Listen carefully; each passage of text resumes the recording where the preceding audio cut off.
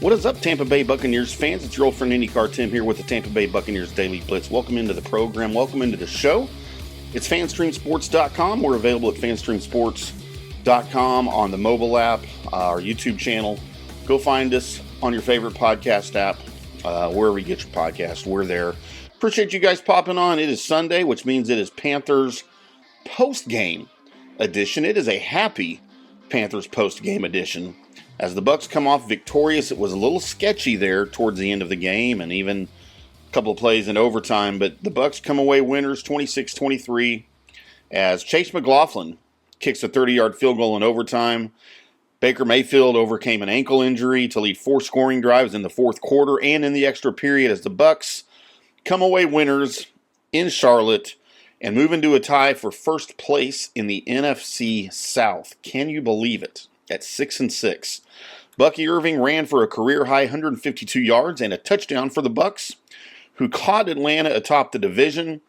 Mayfield finished 21 of 33 for 235 yards and a touchdown, but he also had 2 picks, although he does improve to 4-0 against the Panthers, who, don't forget, cut him back in 2022. Mike Evans had 5 catches for 118 yards, including a one-handed grab on a 1-yard touchdown catch for Tampa Bay on their first scoring drive. Bryce Young is much improved. 26 of 46 for 298 yards, as they now will secure their 7th straight losing season at 3-9. But in the past month or so, they played some really good football. We had concerns going into this game for the Bucs, apparently rightfully so, as it took overtime, and it took 2 field goal attempts in overtime as McLaughlin missed one that could have been a game winner. Mayfield connected with Mike Evans for 21 yards, and Rachaad White broke free for a 38-yard run to reach the Carolina 10 and set up McLaughlin's 4th field goal of the game. The Panthers defense then came up big with a goal line stop on 3rd down late in the fourth quarter. Young capped a 9-play, 60-yard drive with a 25-yard touchdown pass to Adam Thielen with 30 seconds left to give Carolina a 23-20 lead. Mayfield then led the Bucs into McLaughlin's range to send the game into overtime. Mayfield briefly left in the third quarter when his right ankle got stepped on by Jadeveon Clowney after being sacked by Josie Jewell.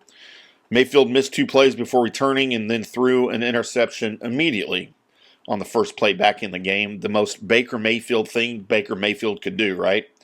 But all in all, a win is a win, especially for the Bucs.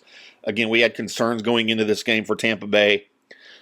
We had concerns about how familiar Dave Canales is with Todd Bowles' defense, and he certainly exploited that. He exploited all game long Todd Bowles' just ridiculous zone defense, as there were gaping holes throughout the afternoon in the middle of the field and in the middle of that zone coverage. Some streaks and stats here. Carolina's Eddie Pinheiro came into the game as the most accurate field goal kicker in NFL history.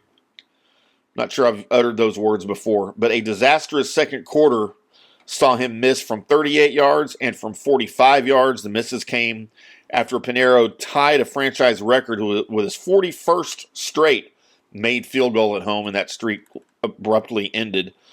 The Buccaneers lost linebacker KJ Britt and safety Mike Edwards to injuries in the first half. Panthers tight end Stephen Sullivan left in the second half. We also had an umpire. I had an official injured in this game, as Carl Paganelli was injured 45 seconds into the game and had to leave on a cart. So the officiating crew was a man short. They only had 6 on the field for the majority of the game. Not sure what happened to Paganelli. We saw him get bumped into by a player. Don't remember who it was, but he immediately fell down, and sure it was a leg injury or something like that. We wish good things for him. But the Buccaneers now, as they have kept pace with Atlanta, because Atlanta lost to the Chargers earlier in the day, and somehow they've caught the Falcons. Now, if they could just figure out how to beat the Falcons, that would be great.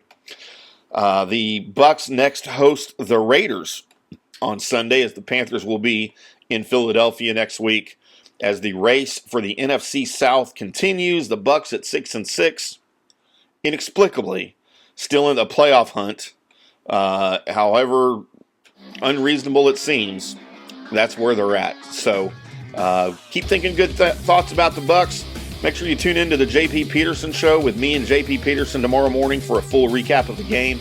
And every weekday morning from 10 to noon Eastern Time at fanstreamsports.com on our YouTube channel or wherever you get your podcasts, the JP Peterson Show. Appreciate you guys tuning into that as well. We will come back and preview the Raiders for you. Maybe talk a little more Panthers, a little injury updates here on the Tampa Bay Buccaneers Daily Blitz podcast on FanStream Sports. But until next time, boys and girls, we'll see you.